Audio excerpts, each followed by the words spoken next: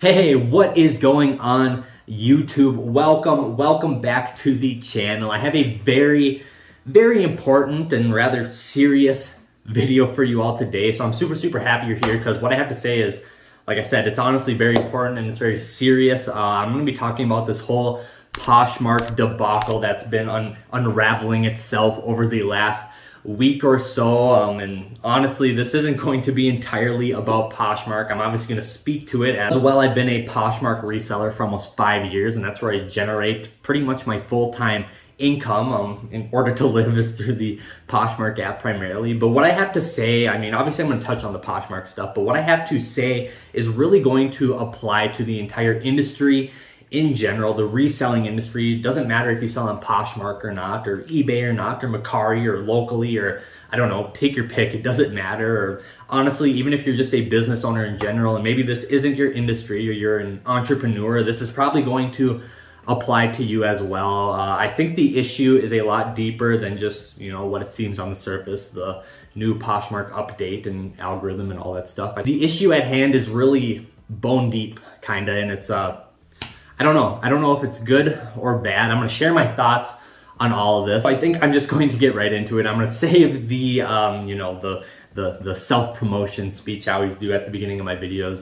You guys know who I am by now if you're watching this video, and if you don't, well, I suppose I'll throw it in there really quick. My name is Jacob, full-time reseller online. I document my business through this YouTube channel, the growth of my business and all that stuff. So yeah, that's my channel. Been reselling on Poshmark for almost 5 years now. It's my full-time income, and well, if you want to see my journey, just go through my catalog of videos. You can see where I've been, and well, now you are seeing where I'm going. So yeah, let me get into this video. I think it's very serious. I think it's very important, and I suppose we better start on the whole Poshmark stuff. And well, if you're not new to it, I'll give you a brief context of what's going on. See, mid-February, around February 14th, I believe, Poshmark rolled out a brand new update to their app, much like they do, you know, maybe 5 times a year, 4 or 5 times a year. They're always updating something. They're an ever-evolving company, obviously. But this new update to their app and their systems really left a lot of people with a lot to be desired, and a lot of people were very upset, especially the sellers on Poshmark, which I'm a part of that. I have over 10,000, actually 11,000 listings now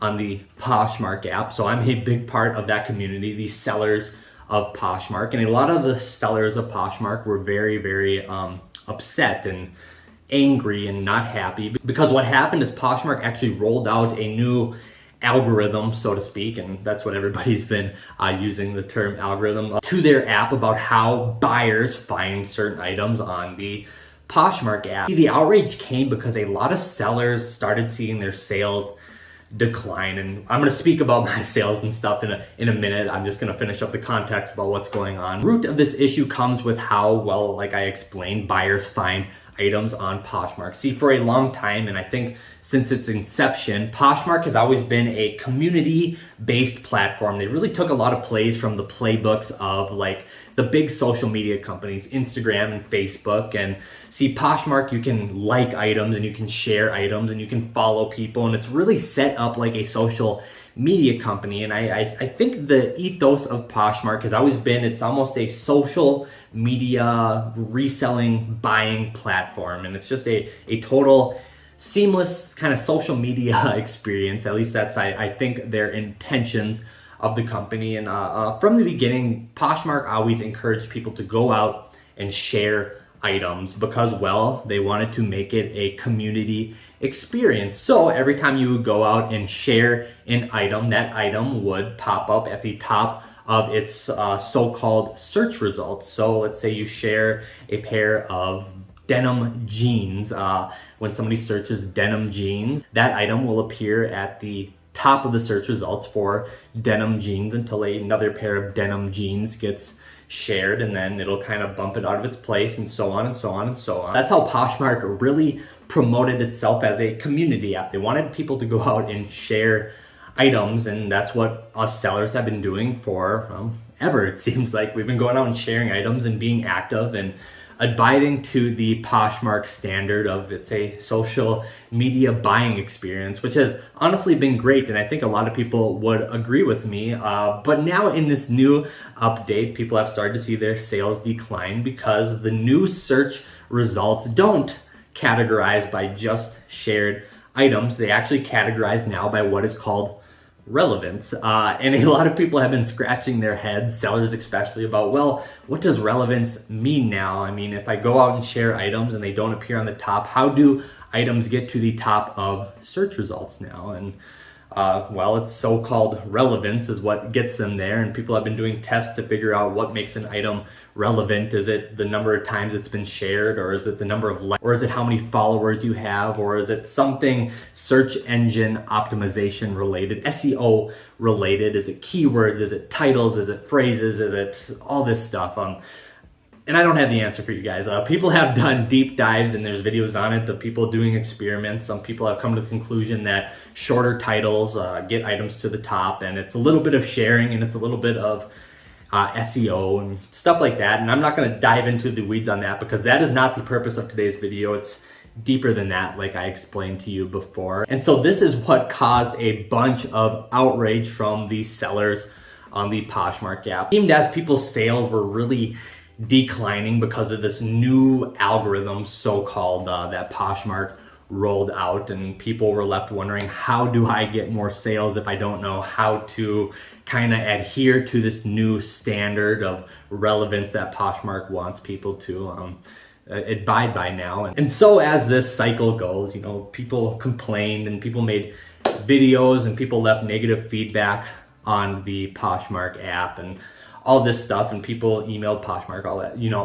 the whole gamut of stuff pursued. As of today, an executive of Poshmark actually came out and made a statement saying they're kind of gonna retrograde the app back to what it was before, and items will be kind of promoted and layered by the sharing terms that they were before and all that stuff. And I think there's a big sigh of relief for a lot of sellers and all that stuff. And I'm gonna touch on my sales really quick during this experience because I think I'm a relevant piece to this conversation as well, with over 11,000 listings now on Poshmark. And this came out mid-February. February 14th, I believe, is the actual date of the rollout of the new update for Poshmark. So I look back at my week of sales during this whole debacle of this Poshmark update and algorithm change, and well, it was the middle of February. My sales are always kind of typically down a little bit in the middle of the month. It's kind of the nature of the business, and yeah, at the beginning they were down a little bit, not too far off my average, maybe, you know, $30-$40 off, which honestly seemed kind of typical.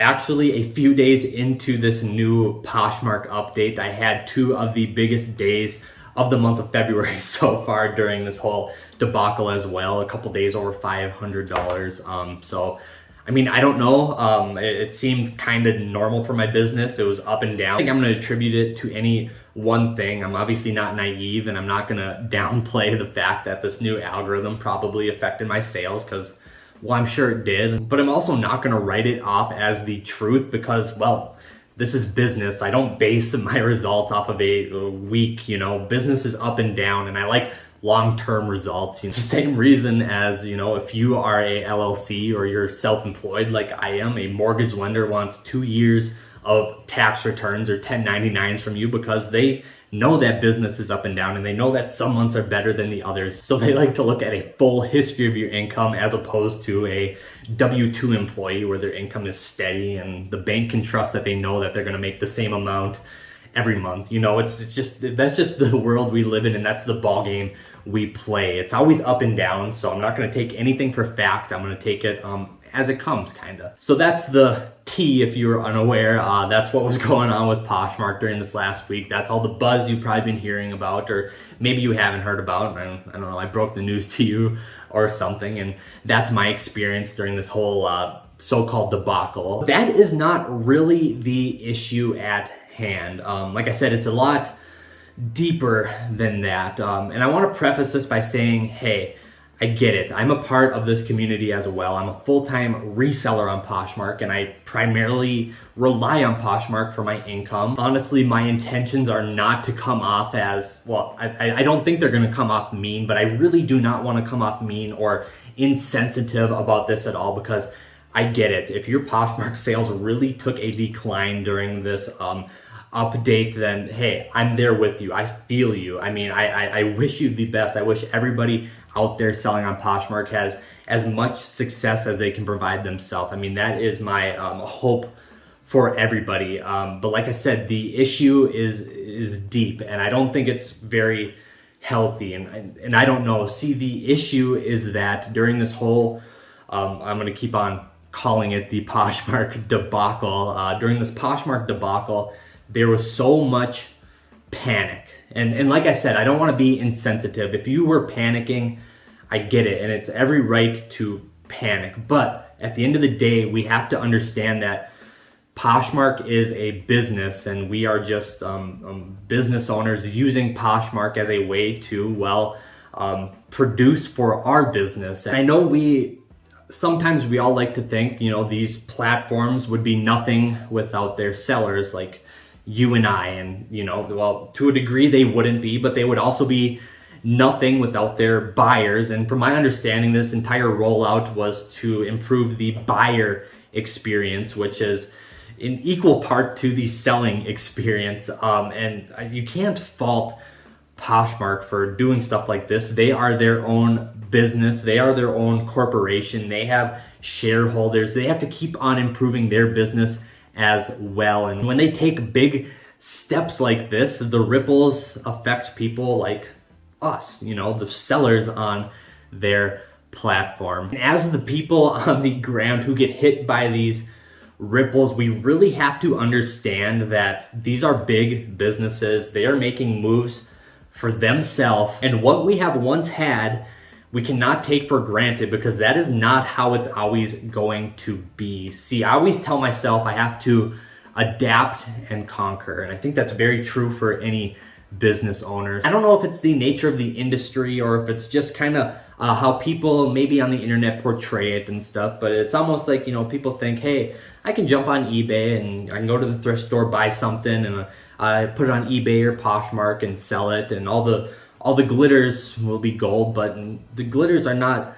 always gold. We like to think of ourselves as resellers, so to speak, and we don't like to think of ourselves as business owners sometime. And reselling is what we do, but what we are business owners. And do you know what business owners go through? They go through a lot of ups and downs, and the whole world could switch around them in a night, and they would still have to figure out a way to keep going. See, I always like to look at the real estate industry. See, before I actually got into reselling full time, I actually did a little bit of real estate work, and the company I worked for at the time, they actually started during the big real estate crash of 2008, and well, they are a massive company now, at least in my old local area, and they're probably recession proof now. They've kind of reached that point of success, I would say. But during that time in real estate, the 2008-ish to 2010-ish time, and the Big Short era of real estate. See, it was a very fruitful year prior to that for all real estate agents. People were buying a lot of houses, and they were overpaying for houses, and real estate agents were able to make big commissions, and it seemed like all the glitters were gold. Kind of like I was saying, when people can find something at the thrift store and sell it for 10 times what they bought it for the next day on eBay. It almost seemed too good to be true. But then 2008 happened, and it became hard for people. And it sounds so dumb when I say it like that. It became hard for people. Like, people can't overcome hard things, but I don't know, the proof is kind of in the pudding a little bit. During that time, a whole horde of people just jumped from the real estate industry. And the people during that time who decided to adapt and conquer whatever was in their way during the time of the real estate crisis, I mean, look at where they are today. They are at almost untouchable levels, and levels that, regular person probably can't reach without circumstances like what happened in 2000. When big events and big changes, and when people start to panic, that's where the real opportunity is. And sometimes it's kind of hard to even grasp that concept, but let me try to explain it a little bit more. Let's say this whole Poshmark debacle thing lasted longer than a week, which I was expecting it to, and I don't know, maybe it'll come back. Let's say it lasted several years, and well, Poshmark sellers slowly just started backing out of Poshmark because they thought, well, hey, I can't make a living here on Poshmark anymore because things have changed, and maybe I don't want to figure out the new method to Poshmark or how Poshmark acts now and all this stuff. Or for whatever reason, let's say a whole horde of people got up and left Poshmark. And if you're an optimistic person like me, you would say, hey, I'm not going to panic. I'm going to figure this out. Let's look at what's happening. All that's happening is my competition is leaving the platform. And yeah, my sales might be declining, but I'll figure out ways to hopefully improve those. And if I can ride this out, and if I'm optimistic and I believe that Poshmark is in it for the long haul and is going to spring back, whenever it does, I'm going to be there to take all that market share when it does, because my competition is far, far away now. And that's almost exactly what happened in the real estate industry. The people who stuck in the industry when all that bad stuff was happening in real estate, and there was hordes of agents leaving. Think about the agents that stayed and figure out how to scratch a living and continue doing real estate work as soon as the market started to bounce back and 90% of all the agents had left. There was only 10% of the agents to take up all the business that was returning. Think about how fruitful those years probably were for the real estate agents. I mean, I don't know. That's just how I like to look at things. And real estate is much like reselling. A real estate agent is an independent contractor and they're a business owner, but I think the real estate industry is very similar, as people like to think of themselves as real estate agents and not business owners, much like this industry where people like to think of themselves as resellers and not business owners. You have to consider yourself a business owner first. And what do businesses do? They adapt and they conquer. I like to look at companies like, look at Nintendo, you know, the company that developed Mario and Pokemon. Do you know when Nintendo was invented? They were invented in the 1800s. Yeah, the video game company was invented in the 1800s. You wanna know what they made? They made playing cards. Do you think that when the computers and video games started to evolve and come out, that Nintendo said, hey, my playing card sales are declining, let's just panic and fold up shop and I don't know, start something else? No, do you want to know what they did? Started adapting, and they started developing video games and adapted with technology and learned how to survive in the ever evolving world around us. And well, look at them now. I mean, I was shocked when I figured out that they were a playing card company that was invented in the 1800s. When I hear Nintendo, the only thing I think about is technology, but well, that's a prime example of business is not always consistent. I think we get in our heads a lot of time that it's always going to be consistent, and once we figure it down, no, it is always changing. It is a absolute roller coaster. And I'm gonna put a really scary thought in your head for a second, because I think it's super, super important as business owners that we treat it like this and we think about the total long-term viability of our businesses. What would you do as a reseller if, you know, you woke up tomorrow and eBay was gone and Poshmark was gone and Meacari and Facebook and Craigslist? What would you do? Now, I know what I would do because I've thought about this thoroughly and I have a game plan. And does that mean I'm going to be a reseller forever if that happens? No, my business is going to evolve and change. I have a game plan in place to take that next step if that were to happen, because for all I know, one day it might. And well, I don't want to scare you, but hey, that's life and that's business. And like I said, I'm sure Nintendo didn't panic when playing cards started declining and technology was on the rise. I'm sure they had this figured out a long time before that. Okay, I didn't want to get too dark or too, scary with this, but hey, that's life, and you know, things like this are real, especially if you rely on it for your income. You have to think about these things, and I'm really not trying to fearmonger or do anything like that. I just want to imply that this is serious, and this is life, and this is business, and business is very cutthroat. That's just the reality of it, unfortunately. And well, I don't know. I don't have a good answer to that. Chance favors those who are prepared. So that's honestly the best advice I can give you. Business and life are ever evolving, so you gotta learn to stay with the times and keep up to date with it, and keep your business evolving and moving and growing and learning. And it's just, it's so important, because the last thing that I want to happen when something like this happens again is see people panic.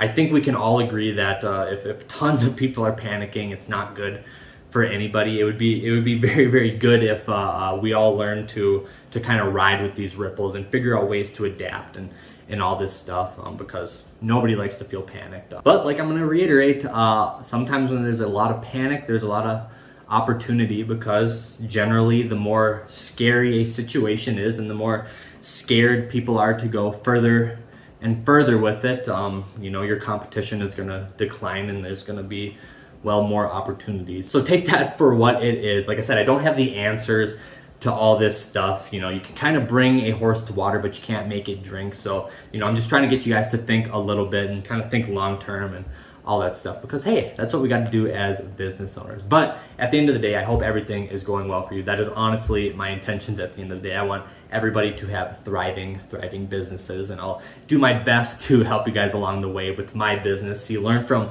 my failures and my mistakes, and ultimately that can help your business. So that's today's video. That's my thoughts unraveled on all this Poshmark stuff and the industry in general. So I hope you guys took something away from this. I hope we can all learn and grow from this. That would be honestly the best case scenario. But more videos in the pipeline. Back to my regular speed of videos very, very soon. I felt the need to address this. So that's today's video. Hope you guys have a fantastic rest of your day. I'm wishing you guys all the sales in the world. That would be awesome. In the meantime, be good to one another, and I'll see you guys next time. Peace.